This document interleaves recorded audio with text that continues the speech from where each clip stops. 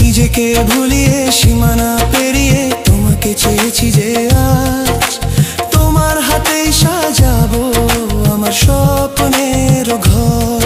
আমি তোমার প্রেমে পড়ে দুনিয়া ভুলে গেছি।